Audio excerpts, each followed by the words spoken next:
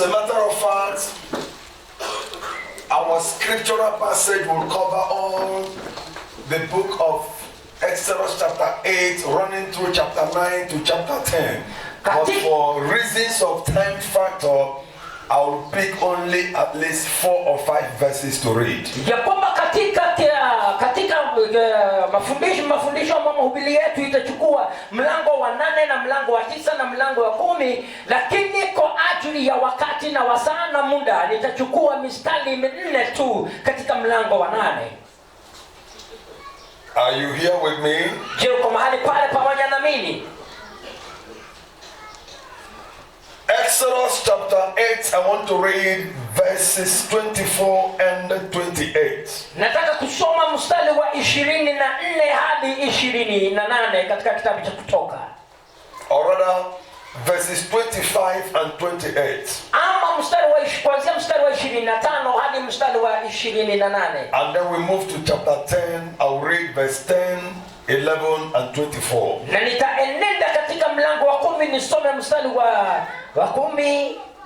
Shall we rise in honor of the Holy Scripture? Ya kwamba tusimame kwa ajili ya heshima kuu kwa ajili ya maandiko matakatifu. Please pay very close, watertight attention to these scriptural passages. Kwamba katika kipengele hiki na vipengele hizi za maandiko tunayoyasoma ukayatilia maanani na kuwa kwa makini mno tunapoendelea kuyasoma. Exodus chapter 8 verse 25. 25. Then Pharaoh summoned Moses and Aaron and said, "Go, sacrifice to your God, but here in the land." Verse 28. Can you read that verse 24? Tusome hiyo mstari wa 25. Farao akawaita Musa na Haruni akawaambia, "Enendeni mkamtolee Mungu wenu dhabihu ya nchi hii." Mstari wa 28. Verse 28 of the same chapter 8 of the book of Exodus. Mstari wa 28 hapo tu tunaposoma. Pharaoh said, "I will let you go to offer sacrifices to the Lord your God in the wilderness, but you must not go very far. Now pray for me." Farao akasema, "Mimi nitawapa ruhusa mwende ili mchinjie dhabihu Bwana." 10 verse 10 to 11. Pharaoh said, "The Lord be with you if I let you go, along with your women and children. Clearly, you are bent on evil. No, have only the men go and worship the Lord, since that's what you have been asking for." Then Moses and Aaron were driven out of Pharaoh's presence.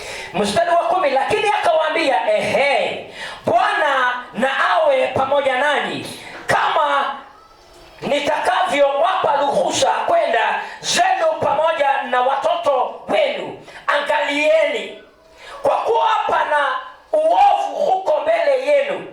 Mstari wa 11, sivyo enendeni ninyi mlio watu wazima mkamtumikie Bwana, kwa kuwa ndilo jambo mtakalo. Nao walifukuzwa usoni pa Farao.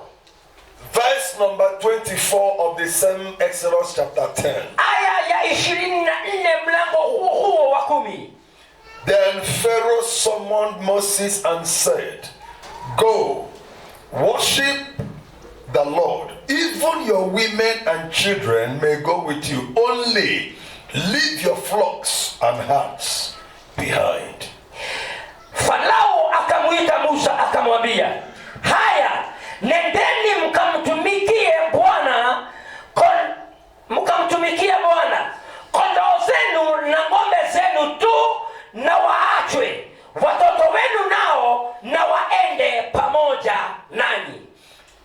Ancient of days, ya kwamba Baba mtakatifu, I pray that you anoint your precious word. naomba ukalitie mafuta neno lako lenye nguvu. Do what will shock a common mind today. ya kwamba ukatende yale yatakayoshangaza mawazo ya kawaida. Reveal your mysteries today. Dhihirisha siri zako siku ya leo. Touch lives today. Gusa maisha ya mtu siku ya leo. Do for us what no man can do. Tenda kwetu kila mwanadamu haliwezi kutitenda. Take your full liberty and preeminence. Ya kwamba chukua hatamu zote za utawala. May your will alone be done. Na mapenzi yako peke yake itendeke. Everybody shout a loud amen. Na kila mtu aseme neno kubwa.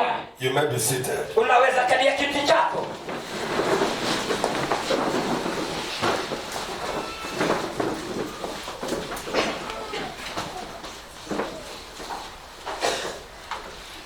Help me touch your closest neighbor Nisaidie kugusa jirani yako. with an expression Na katika from your mouth. Tell him or her, ukiangalia kuna jambo nataka kumwambia na ukimwambia, please be serious with the Lord. tafadhali uwe wa kumaanisha na Bwana. Touch him or her one more time. Mguse mara ya pili. Tell him or her, Mwambie yeye I am committed to worshiping the Lord. ya kwamba nimejituma mhanga kumfanyia Mungu kazi. If you believe it, can I hear you shout a loud amen? Ikiwa unaamini sema amina kubwa. Sometimes when I look at the way some people seem to worship the Lord, or Wakati mwingine ninapotazama watu jinsi wanavyoenda kumwabudu na kumtolea Bwana ibada, demonstrate what they call service or worship unto the Lord, it shocks my mind. ya kwamba inadhihirisha jinsi na tabia na mwelekeo na mtindo wa kumwabudu Bwana unatisha mawazo Do yangu. you really know what it means to serve the Lord? Je, hakika kwa dhahiri unaelewa ni nini kumwabudu Bwana? What is worship? Kuabudu ni nini? Worship does not primarily reflect praises of the mouth. Ya kwamba kuabudu sio msingi haswa sifa za mdomo wako. It doesn't just mean the shouts of the voice. Ya kwamba haimaanishi haswa sauti zako zile It unazitoa. doesn't just mean the dancing I display in the church. Sio pia hata kukatika na kudengua wakati unatoka ulioko It kanisani. doesn't just mean a well-refined, well-packaged, and well-structured voice expression. Na sio mipangilio mizuri sana unayoitoa kwa sauti zako. To sing, Katika hali ya kusifu. to praise Kusifu hata kuimba. is part of the worship but not totality of worship. Ya kwamba hiyo ni sehemu tu ya kuabudu lakini sio kuabudu kikamilifu. Worship simply denotes and connotes Ya kwamba kuabudu kuna lenga na hata kuna mpango na mwelekeo. an act of reference, Ya kwamba ni kitendo cha kutukuza, demonstrated or shown to a deity as a respect and honor. ya kwamba ni dhihirisho la heshima kwa aliye mkuu. My acts, Ya kwamba matendo yangu, my actions, ya kwamba vitendo vyangu, demonstration of my behavior kudhihirika kwa tabia yangu as an act of reverence kama kitendo cha kutambua ama kuinua to a deity known as God. mtu aliye mkuu, aliye Mungu. Whatever I do Chochote nikitendacho that recognizes the presence of God ambacho kinatambua uwepo wa Mungu and accords him respect and honor na inaleta heshima na tunuku is an act of worship. ni kitendo cha kuabudu. So when I transact my business Wakati ninapofanya biashara yangu with the fear of God in my mind, katika kumcha Mungu ndani mwangu, I am worshiping the Lord. ninamwabudu When Mungu. I walk on the road, Ninapotembea when barabarani, I put on my attire, ninapofaa mavazi when I yangu, am in my secret place, na wakati niko katika pahali pangu when I pasiri, talk in my closest, na wakati nimejifungia when mahali, I relate with others, wakati ninahusiana na wengine, when I defend the case of the hopeless, na wakati ninalinda hali ya wanyonge, with an act of reverence, katika kitendo kile cha with kutukuza, the consciousness of the fact that God sees me, na katika ile haki ya Mungu inaponitazama, I am worshiping the Lord. wakati huo ninamwabudu Mungu. I not only worship him with a mouth of praises, Sio tu namwabudu na mdomo wa kusifu with the songs I render, na sifa zile ninazitoa, but with the life I live, lakini ni maisha ninayoishi with the way I handle things, na jinsi vile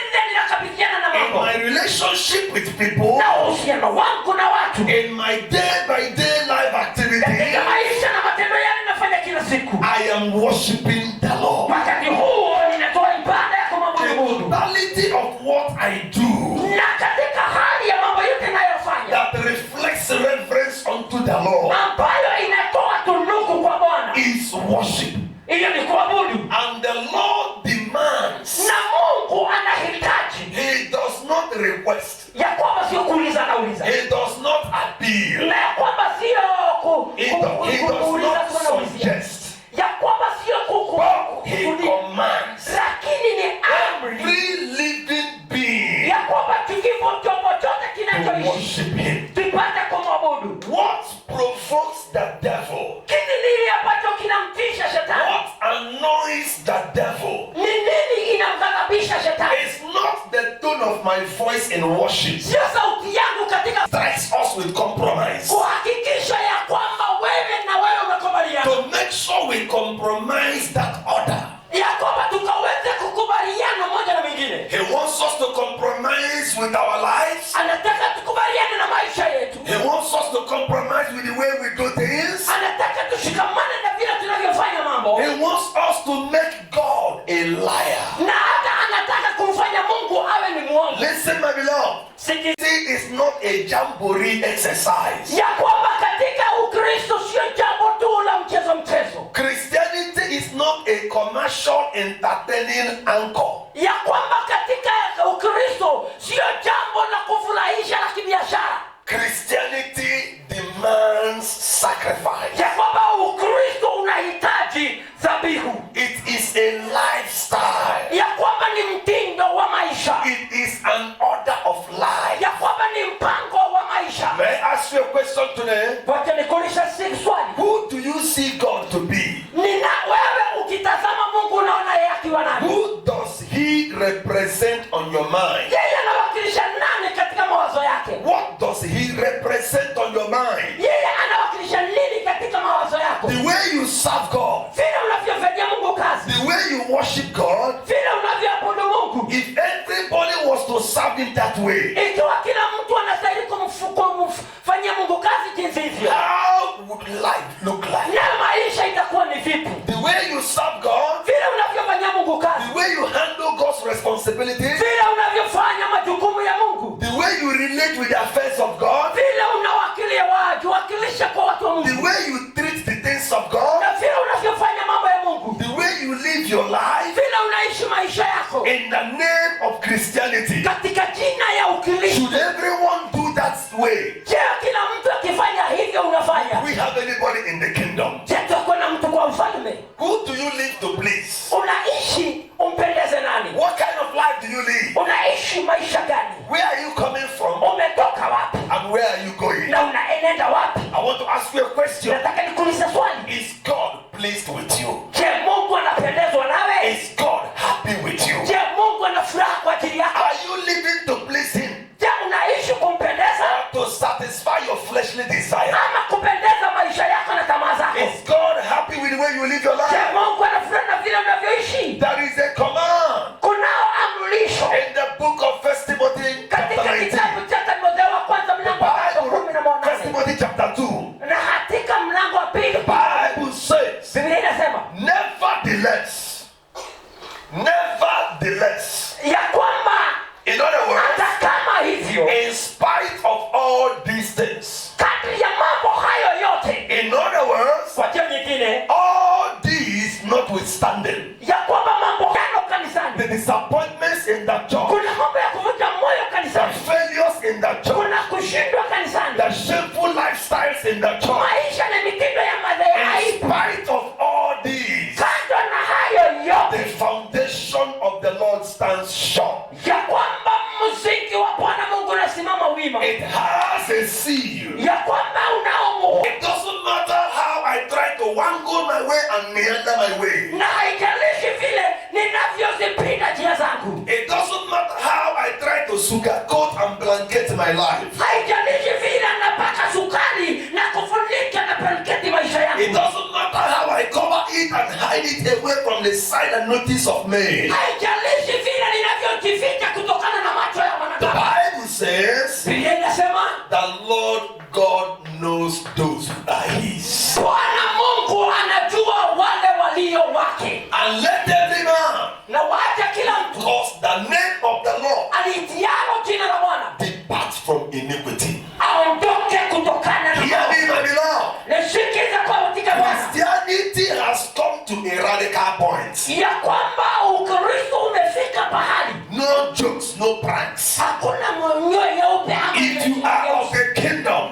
ni sababu ya falme, you must declare your stand. ni lazima utangaze If msimamo you wako. are for the church, Ikiwa ni wa kanisa, you must declare your position. lazima utangaze nafasi yako, No pretense, ya kwamba kujifanya no hakuna, double life, hakuna maisha no mingine, hypocrisy. hakuna unafiki. Let light remain light, Wacha nuru na iwe nuru, and let darkness remain darkness. nayo giza iwe giza. What is your stand? Msimamo wako uko wapi? Who are you? Wewe ni nani? The Bible says, Biblia inasema God said to Moses, Mungu akasema kwa Musa, tell Pharaoh, ya pia Farao, the time for my people's exit has come. wakati wa watu kuondoka umefika, They have long overstayed. ya kwamba ni lazima wapite waende They pia. are leaving Egypt. Wanatoka Misri. I've remained quiet for so long. Nimekuwa nimenyamaza kwa muda I've mrefu, allowed them for so long. nimewakubalia kwa muda The mrefu. hour of deliverance has come. Risala ya ukombozi limefika, The hour for a change of lifestyle has come. ya kwamba wakati wa kubadilisha maisha umefika. The hour to treat them as my own people has come. Risala kuwafanya watu wangu The limefika. hour of my divine visitation has come. Risala langu la utembeo limefika. I want to begin a new page with my people. Nataka kuanza kurasa mpya na watu wangu. I want to deal with my people as my own people. Nataka kukabiliana na watu wangu wakiwa I watu want wangu. to show mercy to my people. Nataka kuonesha rehema kwa watu wangu. I want to reveal my glory to my people. Nataka kuleta dhihirisho la utukufu kwa watu I wangu. want to intervene in the course of their affair. Nataka kuingilia kati ya mambo yao. But for me to do that, Lakini sasa there must be a distinction. ni lazima kuwe na utofauti. There must be a separation. Ni lazima kuonekane. There must be a Ni demarcation. lazima kuwe na mpaka Separating light from ya kwamba darkness. kufanya watu wangu There should wakana, not be a mix-up. ya kwamba kusiwe na mchanganyiko. My people shall come unto me. Watu wangu wataja kwangu. As the book of Psalms, Kani kama kitabu cha Zaburi chapter 50, verse 5. mlango wa 50 mstari wa 5. The Bible says, Biblia inasema, bring unto me nileteeni kwangu my faithful people, watu wangu walio waaminifu, those who entered into covenant with me wale walioingia katika maagano nami, by giving sacrifice. katika kutoa dhabihu. Not everybody Sio kila mtu come unto me. kuja kwangu, Bring them to me. walete kwangu. Who are those? Wale akina nani? My faithful. Wale In waaminifu the wangu. midst of the people, there are the faithful. Na katikati ya watu kuna walio waaminifu. Bring them to me, Walete kwangu, that I may enter into covenant with them niingie kwa maagano na wao by giving sacrifice. katika kutoa dhabihu. And the Bible says, Biblia inasema Moses came to Pharaoh Musa akamjia Farao to declare the voice of the Lord. kutangaza sauti ya Bwana. Pharaoh, Farao, the Lord God of the Jews, Yehova Mungu wa Wayahudi has sent us, ametutuma demanding ya kwamba that you should let his people go, ukawaachilia watu wake that waondoke, they may serve him, ili that wakamtumikie, they may worship him ili wakamwabudu in spirit and in truth. katika roho na katika kweli. Listen, my beloved, Sikiza mpendwa, you cannot enjoy the fullness of God's presence not until you walk out from sin. hauwezi kufurahia uwepo mkuu wa Mungu hadi wakati utakapoondoka kutoka kwa dhambi. You cannot enjoy the liberty of the spirit as long as you remain in Egypt. Hauwezi kufurahia uhuru wa roho akukali ukiwa Misri. Egypt is a type of sin. Misri ni namna ya dhambi. Pharaoh was a type of devil. Naye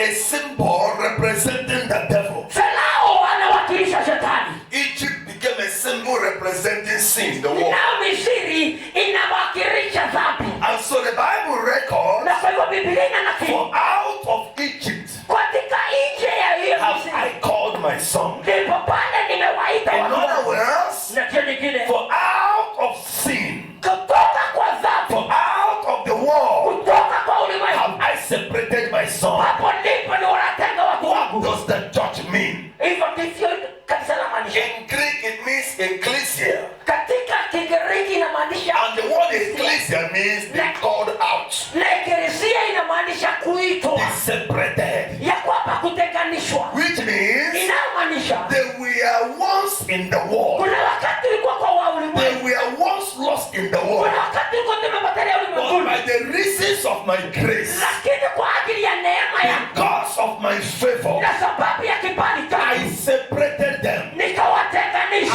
I brought them out. nikawatoa, I took them away nikawatoa pale from the world kutoka kwa ulimwengu and consecrated them to myself. na kuwaweka wakfu kwa ajili yangu mimi mwenyewe. Listen, my beloved, Ishikiza mpendo, when something is separated, wakati kitu kimetenganishwa, it must be consecrated to something ni else. lazima iwekwe wakfu kiwe kitu kingine, And when it is consecrated na to wakati something else, kimewekwa wakfu kitu it kingine, must manifest the character that befits those so ni consecrated. lazima iweke kuwa na tabia ya mahali ambayo imewekwa wakfu. There must be a difference. Ni lazima kuwe na tofauti. And so Pharaoh, Na kwa hivyo Farao, whether you like it or not, upende usipende, we are leaving Egypt. tunaondoka nchi ya Misri.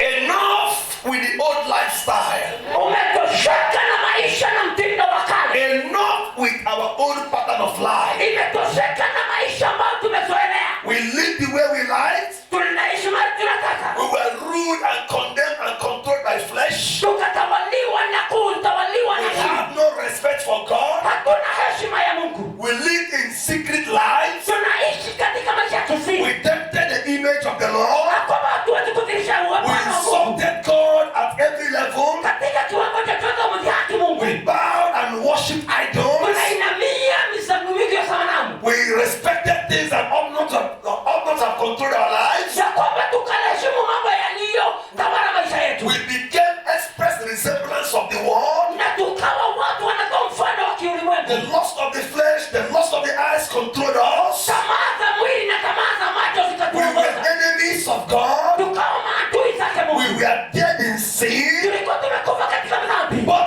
grace came. Lakini neema ikaja. Grace Neema gives us what we need and not what we deserved. ya kwamba neema inatupatia kile ambacho hakuna mtu alikuwa anakihitaji. Grace Neema gave us what we needed and not what we deserved. inatupatia kile ambacho tunahitaji, lakini sio We kile never tunachohitaji. deserved mercy. Ya kwamba hatukuwa tunahitaji We neema. never deserved favor. Ya kwamba hatukuwa tumekubalika kwa kibali, But grace gave it to us. lakini neema For ikakuletea. the Bible records, Maana Biblia inasema for by grace were you saved. sababu ni kwa neema tuliokolewa. Pharaoh Farao wanted Israel alikuwa anataka to Waisraeli be lost in Egypt. wapotelee kule nchi ya As Misri. the devil wants us to be lost in sin. Vile shetani anataka tupotelee katika dhambi. It was against his design Ilikuwa ni kinyume ya mpango wake for us to leave Egypt. ya kwamba sisi tusitoke Misri. He does not think of it. Ya kwamba hakuifikiria, He never planned it. hakupanga. It was against his order. Ilikuwa kinyume cha He sheria. wanted us to remain dead in sin. Alitamani tuishi tukiwa tumekufa kwenye dhambi. Pharaoh, Farao, Moses told him, Musa akamwambia, the Lord said, Bwana amesema we must leave. ni lazima tuondoke. As he hesitated, Na akiwa anataka as he resisted, akiwa anataka the kupiga, Lord struck Egypt with plagues, naye Bwana akapiga Misri na with tauni judgment. na hukumu. Pharaoh knew Farao akajua something evil was about to happen. kuna kitu kibaya kiko karibu kutendeka. And so what did he do? Alifanya nini? He came up with a design Ya kwamba akakuja na mtindo fulani by developing 4 well-structured weapons of compromise. Akaja na silaha 4 ambazo ni za kuleta makubaliano. And I'm going to discuss the 4 and then I run off. Na nitatangazia nyinyi yale makubaliano, sheria 4 za makubaliano, alafu nimalizie. 4 forces of compromise. Nguvu 3 za kukubaliana. 4 avenues of compromise. Barabara 3 za kupitia ndio hao watu wakubaliana. 4 weapons of compromise. Sheria za makubaliano. That he knew ambayo alijua he would succeed. ikiwa atakuwa mshindi, That church will be frustrated. ya kwamba kanisa litakuwa That church will become an empty drum that makes the most noise. ya kwamba itakuwa ni watu ambao watapiga kelele iliyokuwa. That church will only be shouting in emptiness without any light inside. Ya kwamba kanisa litakuwa ikipiga kelele na hakuna uhai ndani. And I want to ask you a question, my beloved. Nataka nikwambie kuuliza The life you live, maisha unayoyaishi, does it reflect any compromise? je, inadhihirisha makubaliano I ya am speaking on a topic I captioned compromise is a sign of defeat. ya kwamba ninaandika kitabu ya kwamba makubaliano ni ishara ya kushindwa. When a man compromises, Wakati mwanadamu anakubaliana, he lowers or tampers with an existing standard. ya kwamba yeye anahitirafiana na viwango vya kuishi. He subjects the existing standard he has been living with to another unbearable standard. Ya kwamba yakubaliana na kiwango kingine ambacho kiko juu kuliko kile amekuwa kiishi. He allows himself to be used and manipulated by another way of life. Anajikubalia yeye akapata kufinyiliwa na kugandamizwa na mtindo mwingine wa maisha. Pharaoh, we must leave. Farao lazima tuondoke. The command says leave. Ya kwamba amri inasema The tuondoke. command says depart. Amri inasema The tuondoke. command says be born again. Amri inasema tuzaliwe. The command says be renewed. Amri inasema tufanye upya. Not halfway, Sio nusu. not halfway, Sio nusu. not in a slow way, Sio kwa njia but it nyepesi. must be made automatic. Lakini ni To ghafla. be born again is to be born again. Kuzaliwa upya ni mara You moja. can't give your life to Jesus halfway. Hauwezi kupatia Yesu nusu You maisha. can't be recreated halfway. Hauwezi If kukubadilisha you are nusu. departing, you are departing. Lakini kama ni kutoka Pharaoh, we are living it. Farao tunatoka Misri. And so Pharaoh said to Moses, Na Farao akamwambia Musa, I understand you want to worship the Lord your God. ninaelewa vizuri mnataka kumwabudu Mungu wako. I understand you have a command to go and offer sacrifices unto him. Na najua mnaenda kumtolea Mungu wenu I understand you want to serve the Lord your God. Na najua mnataka kwenda kumtolea Mungu I sadaka. understand you want to serve him. Ninajua mnataka kwenda I kumwabudu. understand you want to be committed to him. Najua mnaenda kumfanyia. Your request is that you may worship the Lord. Ni kwamba kuuliza kwenu ni muende mkamwabudu. Your request is that you may offer sacrifices unto him. Na ili mkaweza kumtolea dhabihu. He says, Asema, I allow you, nitawakubalisha. I grant you the privilege. Nimewapa hiyo kibali. Go, Enendeni. serve the Lord your God. Mtumikieni Bwana Mungu wenu. Go, Enda. sing in the choir. Ya kwamba uimbe katika kwaya. Go, Enda. be a prayer warrior. Uwe mtu wa maombi. Go, Enda. become an intercessor. Uwe muombezi. Go, Enda. be a leader in the church. Uwe kiongozi kanisani. Serve the Lord your God. Fanyia Mungu wako kazi. But Lakini in the land. lakini katika nchi. That was number one compromise. Hiyo ilikuwa ni makubaliano ya kwanza. Worship the Lord your God, Wabudu Bwana Mungu wako. but in the land. Lakini katika hii What does that mean? nielewe mimi. I allow you to serve the Lord your God. Nitakubalia mfanyie Mungu wenu kazi. You say you want to go to church. Unasema unataka kwenda kanisa. You say you want to be an intercessor. Unasema unataka kuwa muombezi. You say you want to be a leader. Unasema unataka kuwa kiongozi. You want to be a worshiper. Unataka kuwa mwabudu. You want to go to church. Unataka kwenda kanisani. Go ahead. Endelea. But let your life Lakini reflect the culture of the land. wacha maisha yako idhihirishe uasili wa nchi. Serve the Lord your God. Go to church. Wewe nenda kanisani, hakuna shida. Be a church member. Wewe uwe mshirika mzuri. Be a ministry member. Uwe mtu wa huduma kubwa. Be a Christian. Uwe Mkristo thabiti. But let your life never be separated from the system of the Wacha land. maisha yako isije ikatenganishwa na tabia za Serve the Lord in the light of the culture of the land. ya kwamba umfanyia Mungu kazi katika mitindo ya kiulimwengu. Do not separate your life from what is obtainable in the land.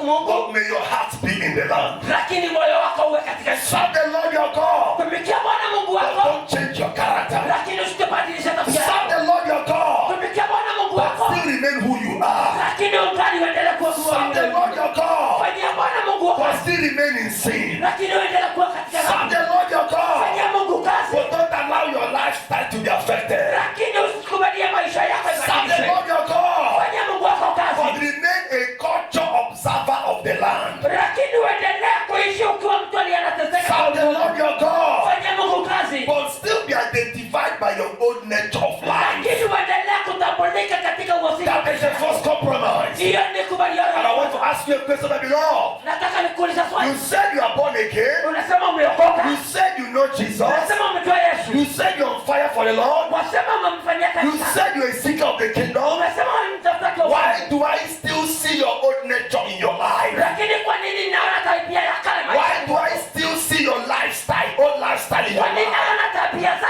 maisha yako katika The maisha yako? same old friends you had Ukali mali ya marafiki ulikuwa when you nao. were an unbeliever Wakati ulikuwa hujaokoka. are still the same friends you are keeping. Ndio wale marafiki The umewapata. same language you spoke Ile lugha unayoongea. when you were an unbeliever Wakati hauko is umeokoka. still the same language you are Ni lugha ile speaking. ile tu unaongea. The same places I saw you Mahali fulani pale that you nilipokuwa. were visiting, Ulikuwa unatembelea. that were ungodly Wakati hatuko when you were an unbeliever. wakati hauko Now you are a Christian. na ulikuwa I Mkristo. still find you at those Na places. ninakupata mahali katika The sehemu zile. same lifestyle, Ile mtindo wa the maisha. same way of life, Katika ile tabia ya the maisha. same things you did Mambo yale uliyotenda. when you were an unbeliever Wakati hauko are umekombolewa. still the same thing you are doing. Ndio wakati Pharaoh is saying, Farao anasema go to church, ya kwamba tenda but kanisani. don't change the land. Lakini usibadilishe nchi. Go to church. Enda kwa I kanisa. have no problems with it. Sina shida na hiyo. You want to sacrifice? Unataka kutoa dhabihu. Go early to church. Enda mapema kanisani. Come back late from Ya church. kwamba kuja nyumbani I am not interested in your time of going to church. Sina shida na kwenda I kanisani. am not interested in your commitment in the Sina church. shida na kujitolea I am kanisani. not interested in the offerings you give. Sina shida na katika I am ndoa. interested in the life you live. Ni mimi ninatamania na maisha May yangu. your life not be different. Wacha na maisha yako isiwe tofauti. May your life not reflect a church member. Na maisha yako isidhihirishe Ukristo. Do you know Je, unajua in the church katika kanisa we have those who are members in the church and numbers in the church? kuna wale watu ambao ni washirika katika kanisa na kuna wale ambao ni hesabu katika kanisa. We have numbers in the church and members in the church. Tunao hesabu ya kanisa na washirika wa kanisa. Who is a member? Mshirika ni nani? A member in the body of Christ is he who knows what we believe and why we believe in what we believe and who has vowed not to offend God. Kwamba mshirika ni yule mtu ambaye ameamua na anaelewa na anajua na anatambua na hana haja ya kufanya maovu mbele za Mungu. Who is a number? Ya kwamba A number is that member who is that person who goes to church na mwenye hesabu ni mshirika gani? but he still fights. Ni yule ambaye anaenda kanisani He lakini still vita. lies. Yeye anatakanya. He's immoral. Yeye anaishi katika uovu. He still lives a dubious life. Anasikiza maisha ya isiyo mazuri. He still beats his wife. Ya kwamba hapendezi mke wake. He still flirts. Ya kwamba He is a number, not a member. yeye ni hesabu. A number can quarrel, Namba inaweza but pigana. a member cannot Lakini quarrel. mshirika hawezi A pigana. number cannot grieve, Ya kwamba hesabu hawezi can remain unforgiving, na anaweza can keep unforgiveness, anaweza kusamehe. but a member cannot. Lakini mshirika I want hawezi. to ask you a question, my Nataka Lord. nikuulize swali. Have you obeyed the voice of Pharaoh? Je, umetii sauti ya Farao? Worship the Lord, Abudu Bwana. but in the land. Lakini katika nchi You still have the hunger, the desire ukali uko na zile tamaa to satisfy the culture of the land. ambazo zinadhihirisha tabia za kiulimwengu. The way you live your life Vile unavyoishi maishani mwako does not reflect the Son of Light. haidhihirishi mwana I wa want to ask you a question, my Lord. Nataka nikuulize mpendwa, Watch the desires of your heart. ya kwamba tamanio za moyo wako ni nini? Watch the thoughts of your heart. Ya kwamba mawazo ya moyo wako ni nini? Watch the hunger of your heart. Njaa ya moyo wako ni nini? Do they please God? Je, zinapendeza Mungu? Are you not in the land? Je, hauko katika Worshiping nchi? God still in Egypt. Ukiabudu Mungu katika Misri, Serving God still in Egypt. new life. Hakuna utofauti wa maisha yako ya kale na It sasa. is against the standard of the Bible. Iko kinyume na kanuni za For my Biblia. Bible says, Maana Biblia inasema, therefore, kwa hivyo if any man be in Christ, mtu yeyote akiwa ndani ya Kristo, he is a new creation. yeye ni kiumbe kipya. All things Mambo ya kale are passed away. tayari yamepita. Behold, all things have become new. Sababu tazama, mambo yote yamekuwa You mapya. can't be in Christ, Huwezi kuwa katika Kristo yet still live the same life you lived before. na ukali unaendelea kuishi maisha yale ulikuwa You unaishi. can't be in Christ, Huwezi kuwa katika Kristo yet still mingle in darkness. na ukali uko katika Kristo. Pharaoh is saying, Farao akasema, you can speak in tongues, unaweza kunena kwa lugha, you can plaster in prayer. unaweza kulipuka kwa maombi, Don't change your lifestyle. lakini usibadilishe mtindo wa maisha Don't yako. allow God to touch your life. Usikubalie Mungu akuze maisha Don't yako. allow the Spirit of God to touch your life. Usikubalie Roho wa Mungu akutawale. Don't allow your life to be transformed. Usikubali maisha yako ibadilishwe, Don't experience a renewal of your mind. ya kwamba usije ukakubaliwa Still remain the same person you have ever been. kufanyishwa upya katika maisha yako. Somebody shouts, I will not. Mtu aseme sitaweza. Compromise. Makubaliano. Are you living in compromise? Je, unaishi katika maisha ya kukubaliana? Are you living a life that is deceitful before Je, God? unaishi maisha ambayo ni Does utakatifu? your life please the Lord? Je, mawazo yako Does your life make heaven happy? Je, maisha yako inafanya mbingu furahi? Is God happy with the life you Je, live? Mungu anafurahi na maisha Are yako? you a real true Christian? Je, wewe ni Mkristo Are kamili? you proud of the life you live? Je, unafurahi na maisha yale Are you unaishi? happy with your following Christ? Je, unafurahi na Are kumfuata you a Kristo? resemblance of Je, Christ? wewe unadhihirisha Kristo? The Bible says, Inasema if any man does not have the Spirit of ya Christ, kwamba kama mtu aliyejazwa na Roho, he or she is not in Christ. yeye yule Are hayupo. you born again? Je, umezaliwa I tena? hear the voice of Pharaoh over your life. Nasikia sauti ya Farao katika maisha It yako is saying, inayosema, my brother, ndugu yangu, my sister, dada yangu, you are living in hypocrisy. unaishi katika ufi, You are deceiving yourself. unafiki na You kujidanganya, are living in treachery, unaishi katika horahati, a cunning lie. katika chuki na They maisha ya don't even know ubaya. who you are. Ya watu wanajua vile You ulivyo, are deceiving the church. ya kwamba unatakana kanisa, They think you are with them. ya kwamba unafikiria kwamba They wewe think na you wao, are a member. unafikiria wewe ni But you mshirika, are not a member. lakini wewe si You mshirika, know the true self you represent. ya kwamba hujui kila You unayo know who you are. na unajijua, You know the things you do. unajua mambo By unayofanya, the reason of grace, lakini pale I speak over your life. nanena juu ya maisha Even yako. before we say the last amen, Kabla tuseme amina ya mwisho, every member here, kila mshirika, everybody here kila mtu hapa shall take a decision atachukua uamuzi to walk out of Egypt. kutoka nchi ya Misri, To walk out of Egypt. kutoka nchi ya Misri, To leave Egypt. kutoka Misri, To walk out of Egypt. uhame To Misri, be separated from Egypt. usiachiliana Misri.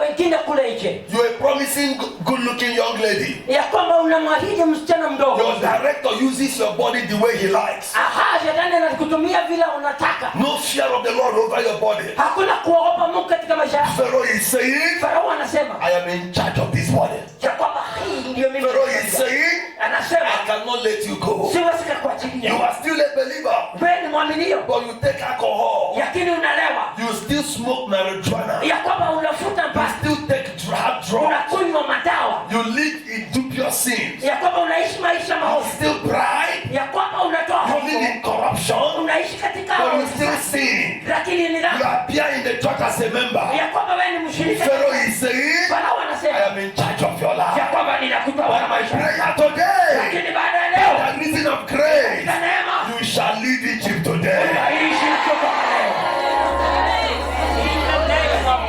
Enough is enough. Yatosha na imetosha. You cannot enjoy the liberty of the Spirit. Hauwezi kufurahia uhuru wa Roho, You cannot enjoy the freedom of the Spirit. huwezi kufurahia Not until you leave sin. uhuru wa kiroho mpaka utuachane na dhambi. You have wonderful skill. Ya kwamba uko nayo taadhima You kuu, have wonderful potential. ya kwamba una nguvu za kiajabu, But you lack character. lakini tabia yako haifai. Pharaoh, Farao, Moses said, Musa akasema, we are sorry.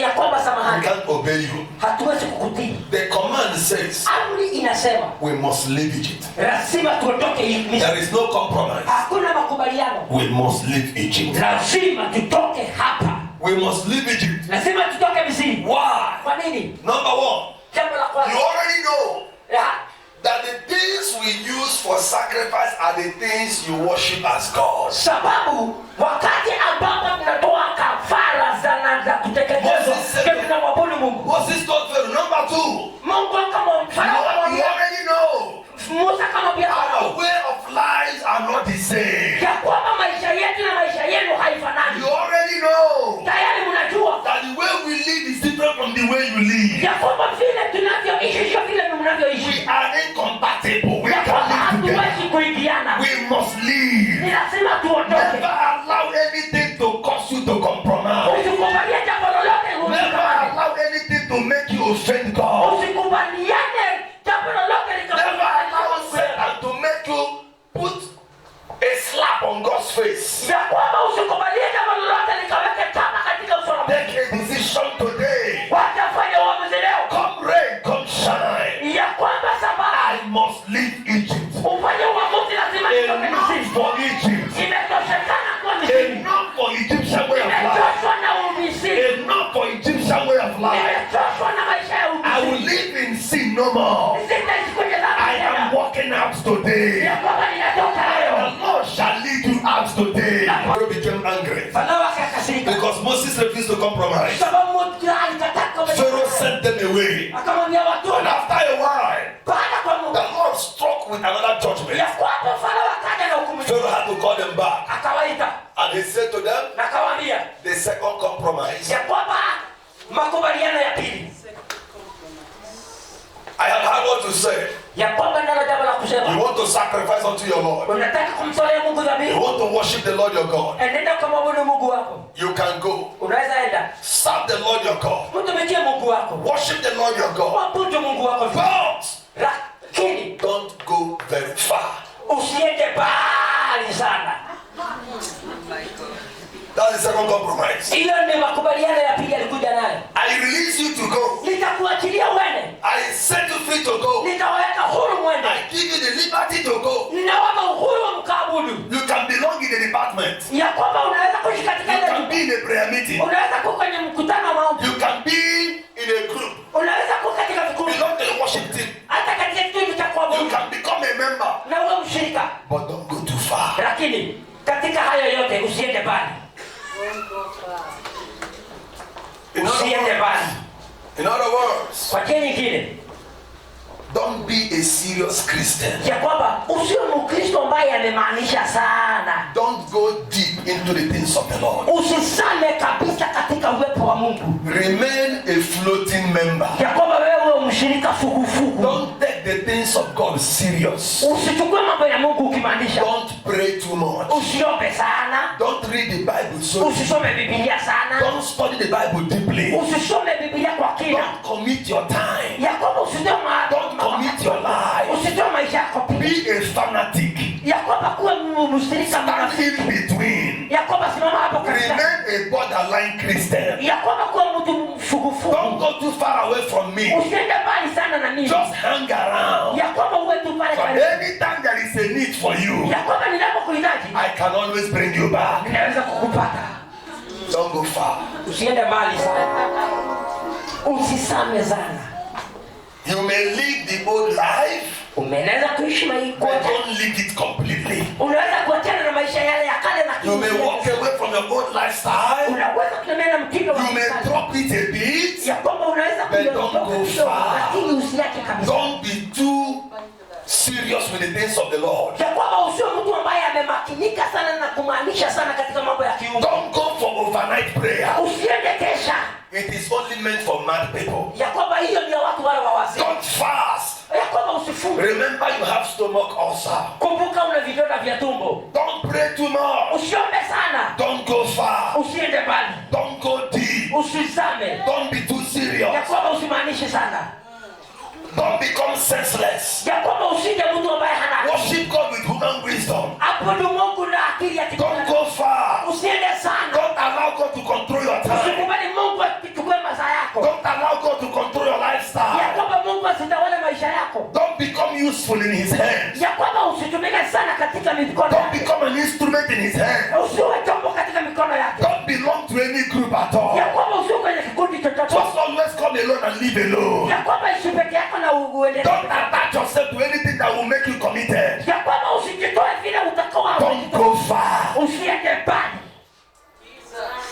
Is the devil asking you not to go far? Je, shetani anakuuliza usiende mbali? For the past 6, 7, 8, 10 years you repented. Kwa miaka 10 ambayo umekuwa Mkristo, What have you been able to achieve for the Lord? umefanya Mungu kazi gani? Have you won any soul? Je, umevua nafsi yoyote? Have you made any commitment to God? Je, umeshawahi kujitoa mhanga kwa Mungu? Have you made any sacrifice unto the Lord? Umeshawahi kutoa kafara yoyote kwa Have you Mungu? rendered any service unto the Lord? Je, umeshawahi kutoa Is there anything you have done for which you could be remembered? maisha yako kuwa Mkristo? The devil is saying to you, Lakini shetani don't anakuambia mind them. ya kwamba They don't understand. ya kwamba They ataelewa, are senseless. ya kwamba hana akili. Don't go far. Usiende mbali, Don't do it like that. usifanye hivyo. Remember who you are. Anajua vile wewe ni nani, Attend to service. ya kwamba katika ibada, Then don't change too much. lakini usibadilike. Enda pale kanisani, lakini usibadilike. Uwe mshirika mzuri, Don't go far. uwe mshirika mzuri, Don't go far. lakini usiende mbali. Don't go far. Usizame kwa mambo ya For the Mungu. past 4 years, Ya katika miaka for minne, the past 6 years, katika miaka hiyo it hiyo is difficult for you to forgive. imekuwa ngumu sana You kusamehe, can't boast of any achievement. ya kwamba huwezi kufurahi kwa jambo You have lolote, not contributed to the growth of the church. lakini unaweza kuwa mzuri sana kwa kanisa, Whatever the church is doing, you are not concerned. ya kwamba chochote wanataka kufanya Yet you claim to be a member. wewe hauhusiki, Yet you claim to be a member. lakini unatangaza wewe ni Thank mshirika, you, man. But the devil is saying, ya kwamba Biblia inasema, don't go far. lakini Farao anasema usiende mbali. When I wake you up at night for you to pray, sleep again. Nikikuamka usiku uombe, Sleep again. futa kulalikati vizuri, Don't pray at night. usiombe usiku, Never make out time for personal prayer and fasting. ya kwamba usifanye nafasi yako ya kuomba na kufunga. May I ask you a question, my Lord? Nikuulize swali mpendwa, When last did you read one chapter of the Bible a day? ya kwamba siku gani ulisoma kifungu kisima cha You can Biblia, read every newspaper that comes out a day. lakini unaweza kusoma gazeti siku You nzima, can watch movies a day. unaweza kutazama sinema kila siku. Season 1, you will sit down for 3 hours to watch season 1. Utakaa chini kwa masaa matatu kuangalia kifungu cha kwanza, And when the season 1 finishes, you will still sit there to give them money to buy season 2. na hata hiyo ikiisha unatafuta pesa kwa mwanga ununue ya pili, But to kneel down for 30 minutes for prayers, lakini huwezi kuteka to kneel down for 1 hour for prayer, hata risali moja za maombi. Pharaoh is saying, Farao anasema don't go far. usiende mbali, Don't go far. usiende mbali bwana. Never open your mouth to tell somebody that Jesus saves. Usifungue mdomo wako kumwambia mtu ya kwamba Yesu anaokoa. Don't go far in evangelism. Usiende zaidi katika uinjilisti. Don't go far in witnessing for Jesus. Usiende mbali sana katika kufanya uinjilisti. Don't go far in your commitment. Usiende sana kujitolea kwako. When the meeting is to be held at 4, Wakati mkutano ni wa saa 10, come at 5:30. kuja saa 11:30. Don't keep to time. Usiweke masaa Don't be serious. ya kwamba usimaanishe. Always come late. Kuja. Compromising? Je, wewe haukubaliani? Is that compromise not holding you? Je, si hostage? hiyo si ni kukubaliana? Are you not obeying Pharaoh? Je, si unakubaliana na shetani? Ask yourself, Jiulize. at what time do you come to church?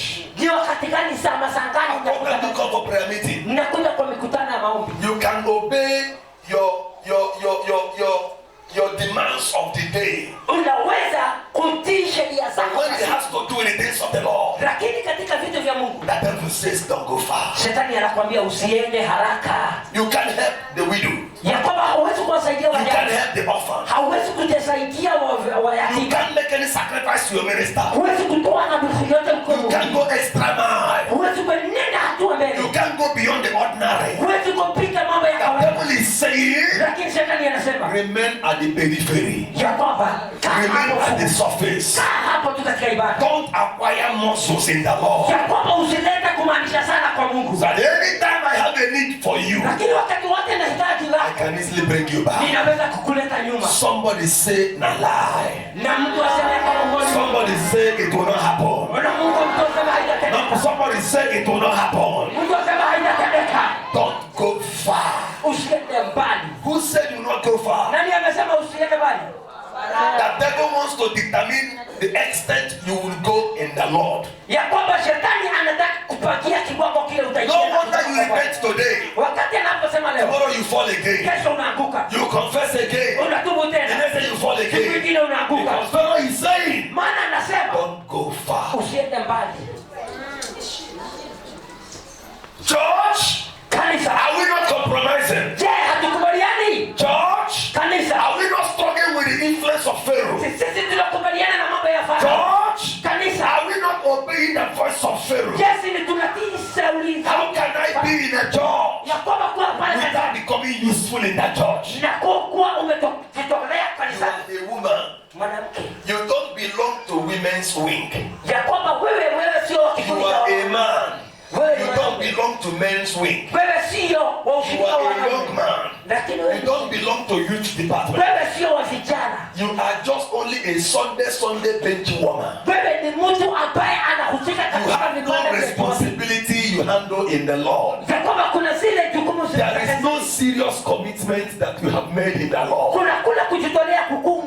Nothing for which you could be remembered in the Lord. You are just floating on the surface. Because Pharaoh has said to you, don't go too far.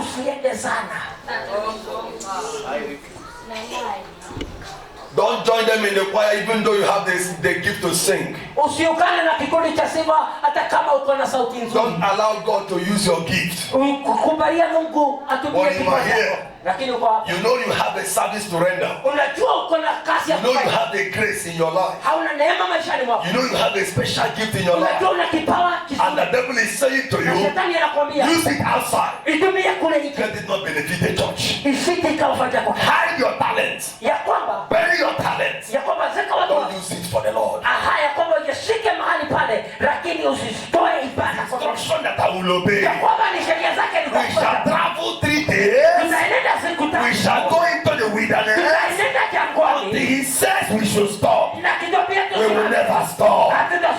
Until he says it is okay, we will never stop. I will serve the Lord like a madman.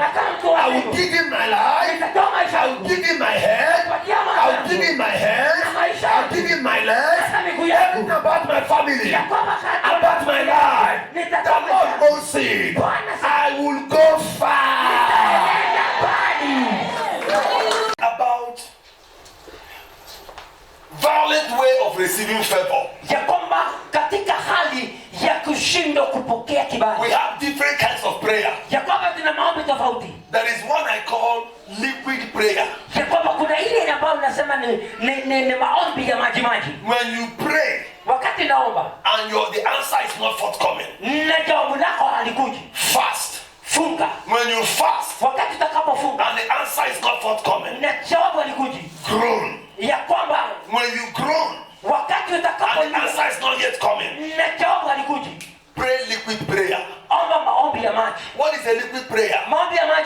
Liquid prayer is not a prayer you pray with water.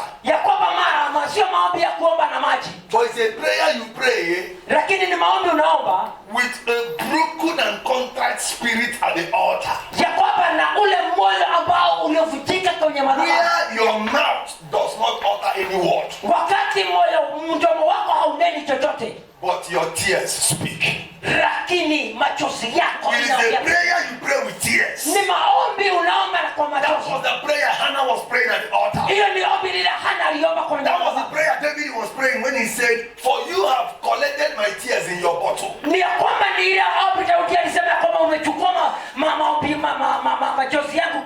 is written in the scroll. There is power in liquid prayer. The prayer that your tears only speak.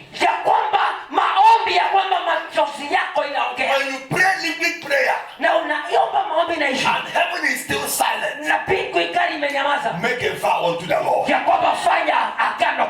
There is power in making vows. Jacob said unto the Lord,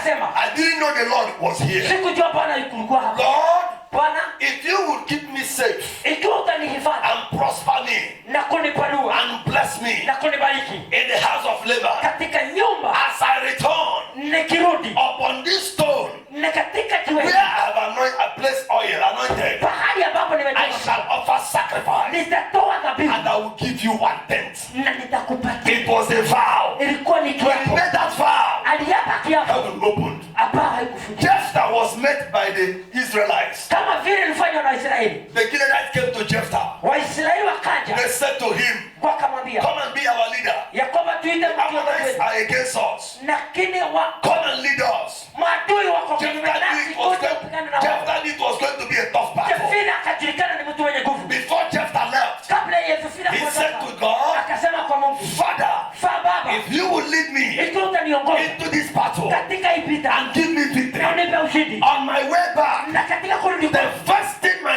eyes shall see kitakachoonekana kwa macho yangu at my doorpost katika mlango yangu coming to meet me, ya kwamba mbele I will yangu sacrifice unto you. nitatoa dhabihu kwako. Little did he know Kabla that it hajukujua was going to be his daughter. ya kwamba atakuwa ni binti wake.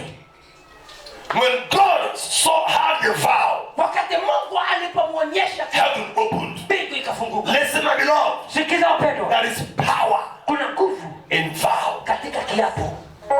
Hannah said to the Lord, Hana akamwambia Bwana, oh Lord, Bwana, hear my prayer. sikiza ombi langu Penina has insulted me. ya kwamba Penina I am of age, there is no hope again. kuzeeka, and I know na ninajua you are lacking a priest. ya kwamba una For Eli is old, maana Elia anamezeeka and his sons are disgrace to the kingdom. na nakaa kama yeye ni dhahaka kwa And you ufalme, are seeking for a priest. na natafutia I could hear Hannah saying, na nisasikia Hana kusema, Lord, Bwana, if you will give me this son, ikiwa utanipatia kijana I will give him back to you. nitamrejesha kwako. It was a vow. Ya kwamba ilikuwa ni kiapo. God had a vow. Mungu akasikia kiapo He gave Hannah the na son akampatia mwana, and was waiting for Hannah to respond. na alikuwa anangojea Hana. And in fullness of time, Na katika Hannah utukufu wa took wakati, Samuel na Samueli akaletwa to the priest katika and said unto Eli, akasema kwa Eli I was that woman, ya kwamba mimi ni yule mwanamke hopeless and helpless, ambaye hakuwa na who was uwezo, lying at the altar, ambaye alikuwa analia kwenye who madhabahu, cried out unto the Lord, ambaye nilia and Mungu, I made a vow. nikafanya I kiapo, have come to redeem my vow. nimekuja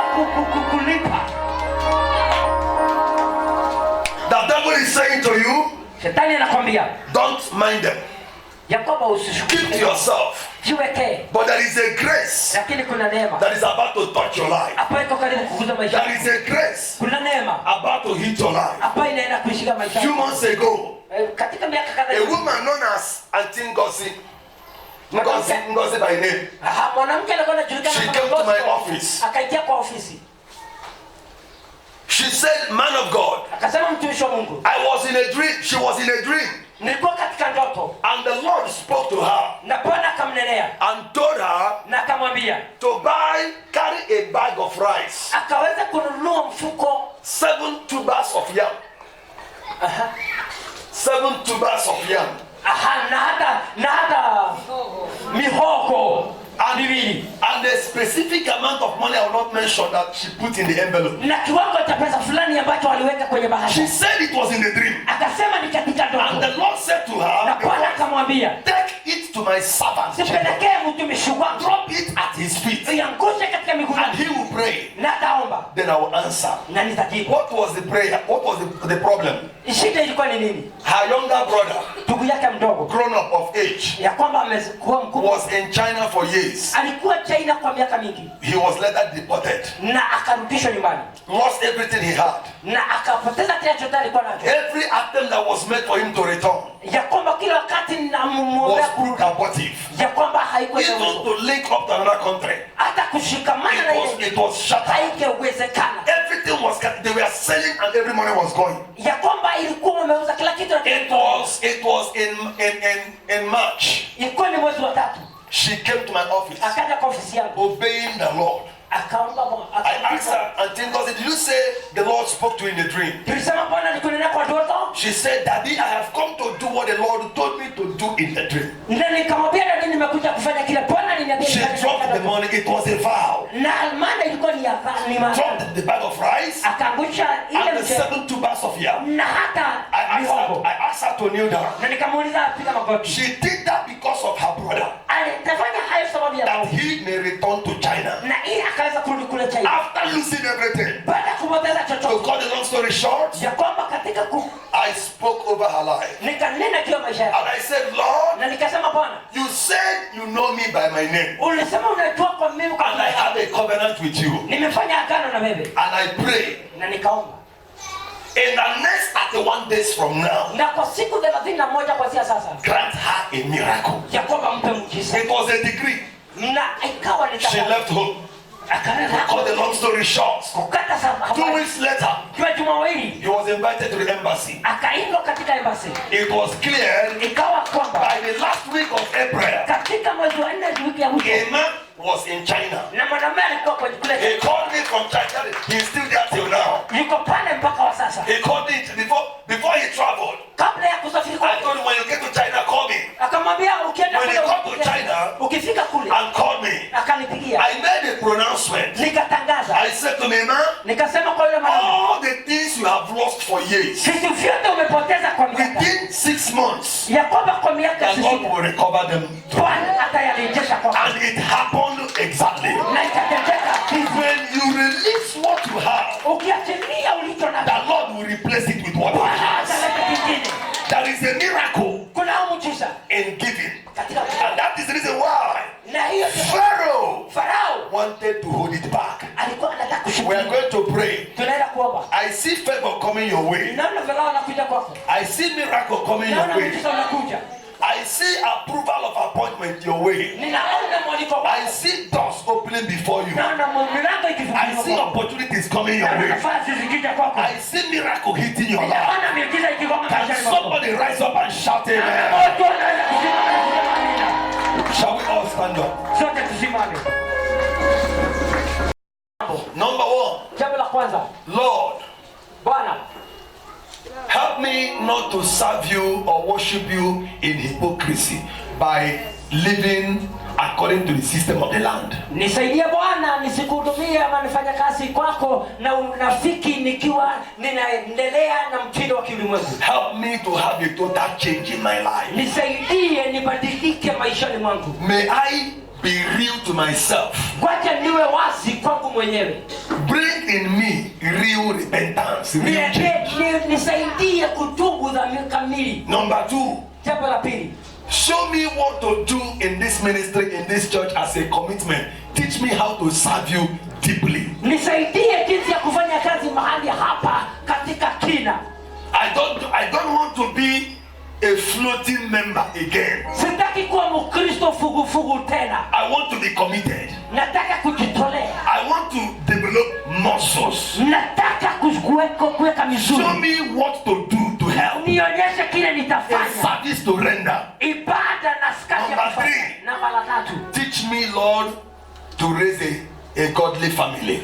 Nisaidie Mungu kuinua familia ya kiungu. Even though my husband has offended me, Hata kama mume wangu I have forgiven. amenikwaza My nimemsamehe. wife has offended me, I have forgiven. Amenikwaza mke wangu nimemsamehe. Pharaoh will not keep my family back. Farao hataweka familia yangu And juu. number 4, Na jambo la 4, may you help me to know how to give you. nisaidie kujua jinsi kutoa kwako. Lift up your 2 hands now. Ina mikono yako sasa. Have you been cheating on yourself? Je, Have you been living in deceit? umekuwa ukiishi katika You've not uongo? been sincere to yourself? Haujakuwa muwazi na mkweli kwako? There is a miracle coming your way now. Kuna muujiza unakujia In sasa. few seconds, Kwa I will allow you to pray now. na utanikubali Can you open your mouth and pray now? na sasa fungua Pray over those 4 issues. fungua mdomo wako unene. Fight against those 4 compromises. Pigana na mambo manne ya kukubaliana. Can you take a decision Na today? kwamba fanya uamuzi leo. Tell the Lord, Pia Bwana, I will not serve you anymore ya kwamba sitafanya kazi in the system of the land. katika I will not live in hypocrisy ya again. kwamba sitaishi tena kikristo. I will go far. Nitaenda pale. I will carry my family along. Nitabeba familia yangu. I will serve you with my substance. Nitakufanyia kazi yangu. Open your mouth and pray now. Fungua mdomo wako Can you talk to the Lord? na unene kwa Bwana.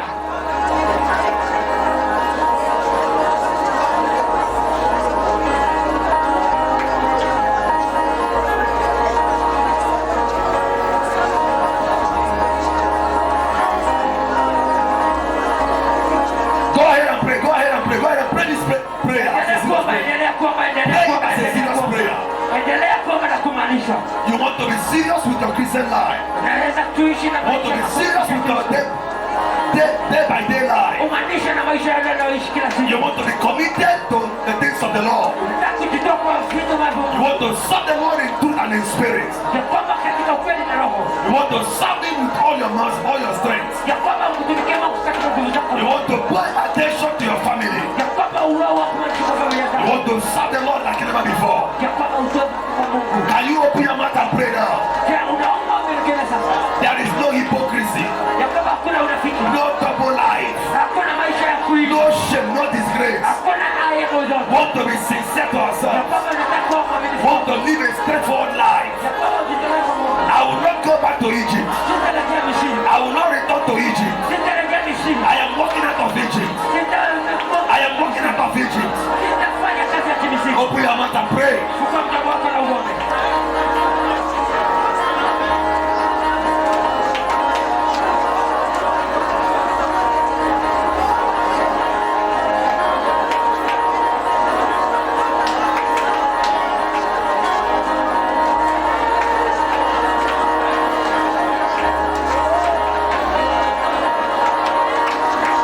Tell God, help me, Lord, help me, Lord. Nisaidie Bwana, nisaidie Bwana. I need favor. Nahitaji kibali. I need a miracle. Nahitaji muujiza. I need a breakthrough. Nataka kupenya. I want to grow. Nataka kukua. I need financial miracle. Nataka tena muujiza I kupenya. want opportunities. Nataka hukuma I zako. want your blessing. Nataka baraka zako. Help me, Lord. Nisaidie Bwana. Help me, Lord. Nisaidie Bwana. Go ahead and pray. Endelea kuomba. Go ahead and pray. Endelea kuomba. Go ahead and pray. Endelea kuomba. Go ahead and pray. Endelea kuomba. Go ahead and pray. Endelea kuomba. Go ahead and pray. Maombi.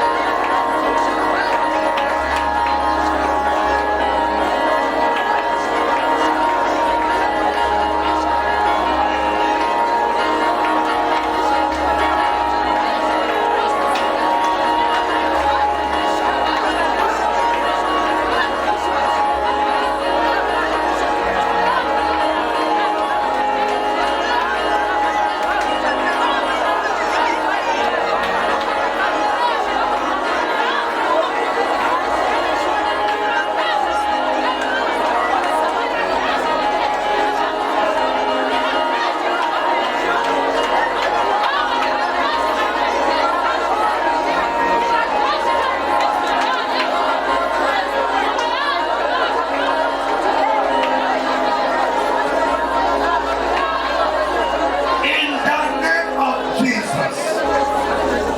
Katika jina la Yesu. Can you put your two hands on your chest? Weka mikono yako miwili kifuani mwako.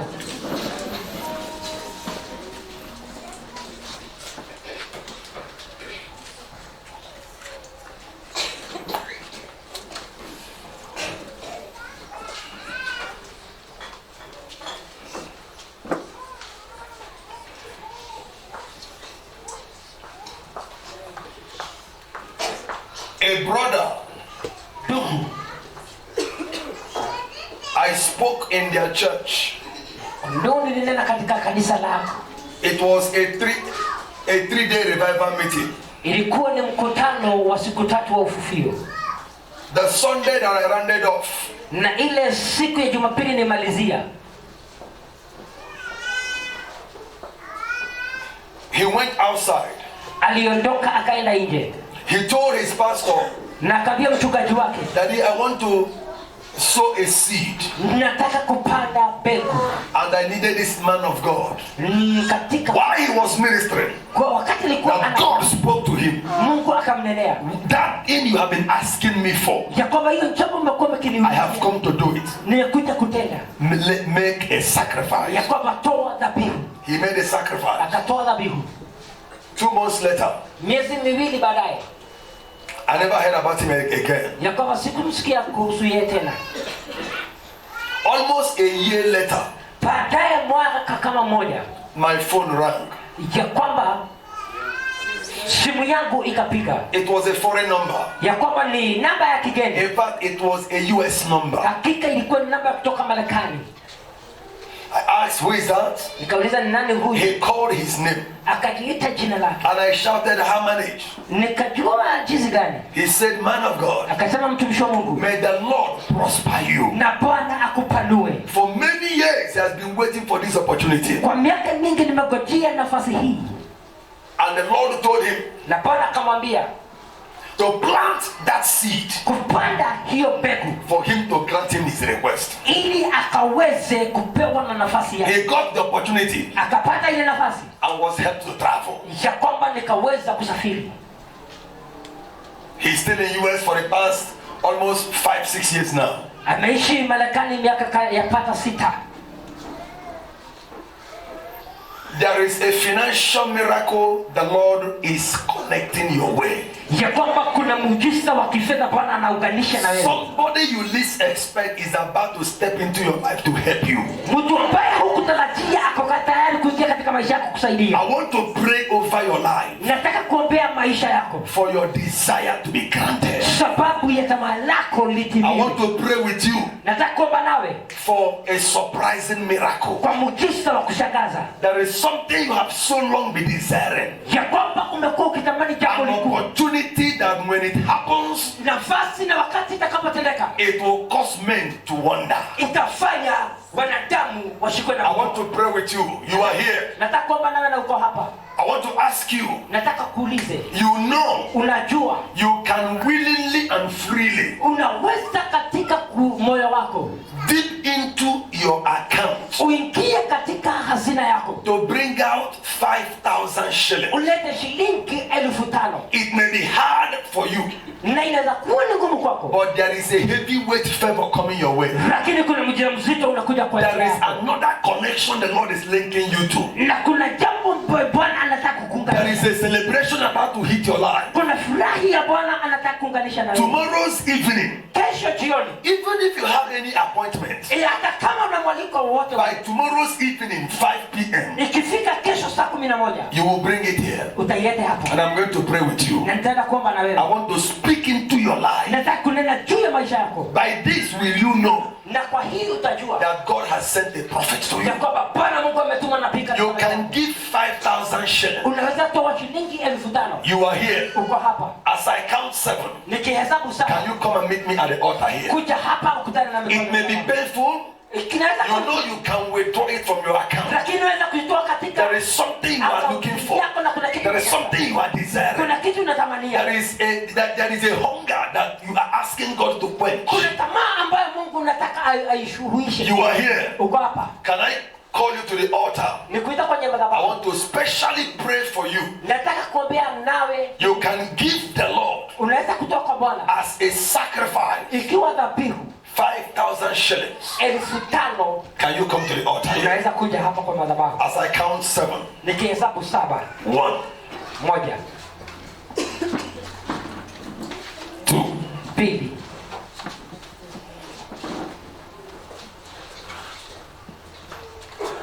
3. 4. 4.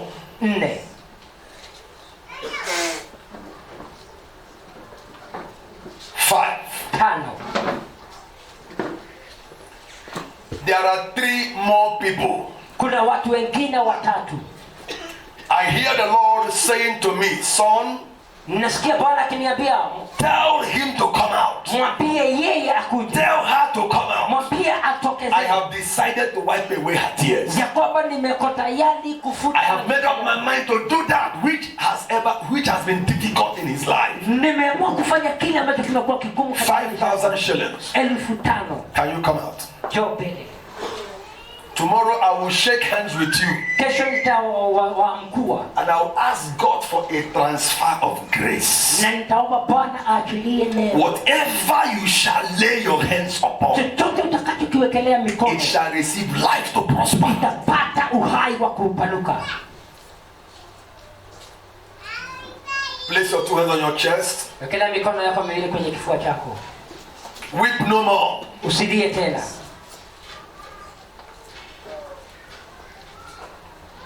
You are here. Uko hapa. And you can give the Lord 2,000 shillings. I'm going to stop at the point now. Na unaweza kutoa 2,000. This is a sacrifice. Hii ni dhabihu.